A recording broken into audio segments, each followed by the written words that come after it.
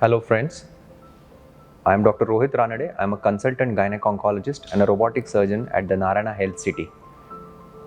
May 8th is the World Ovarian Cancer Day. Ovarian cancer, or the cancer of the ovaries or the egg in layman terms, is one of the important diseases occurring in women. To tell you about the problem, it is the third most common cancer in women in India as well as the world.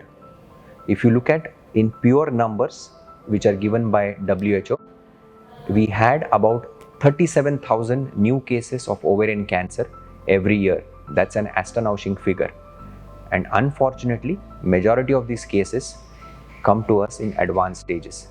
As we are more going as a progressive society, we have the incidence of ovarian cancer is on an increase, and we have more and more cases coming to us. This cancer is mainly common in the 5th or the 6th decade. That is, somebody in their 50s or 60s is expected to get this cancer. But of late, we are seeing that there are also young patients who are coming with this type of cancer. Now, what are the signs and symptoms of ovarian cancer? Unfortunately, there are no specific signs and symptoms, and that is the reason why majority of the cases come to us in advanced stages. But the signs and symptoms can be pain in abdomen, or swelling of the abdomen, or fullness of the abdomen. Sometimes somebody might have indigestion. Sometimes you might have to go for urination frequently, or there might be difficulty in passage of motions. So these are all non-specific symptoms which can be because of other reasons also. Are there any risk factors for ovarian cancer? Yes, especially late marriages, if you are taking some hormonal tablets, if you have had a history of infertility and you have taken treatment for infertility, you are at risk. Other factors like obesity, hypertension, diabetes can be contributory factors. Now, in addition to that, there is a subset of population, about 18 to 20% in India, which are because of genetic risk. That is, it goes from the mother to the daughter or in the families.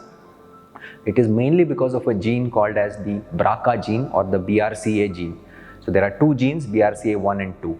Now this is another risk factor which is important. So it is important that you are aware if there is a case of a breast or an ovarian cancer in the family. Now unfortunately, if somebody is diagnosed with ovarian cancer, are there any treatment options? Yes, definitely there are treatment options. Surgery is the most important part of treatment, especially in early stages of ovarian cancer and also in some cases of advanced ovarian cancer. Now, surgery should be done by somebody who is a trained gynec-oncosurgeon who is able to handle the entire surgery, and the aim of the surgery is to remove as much as disease as possible. In medical terms, it is called as optimal cytoreduction. That means you should not leave any disease inside the abdomen.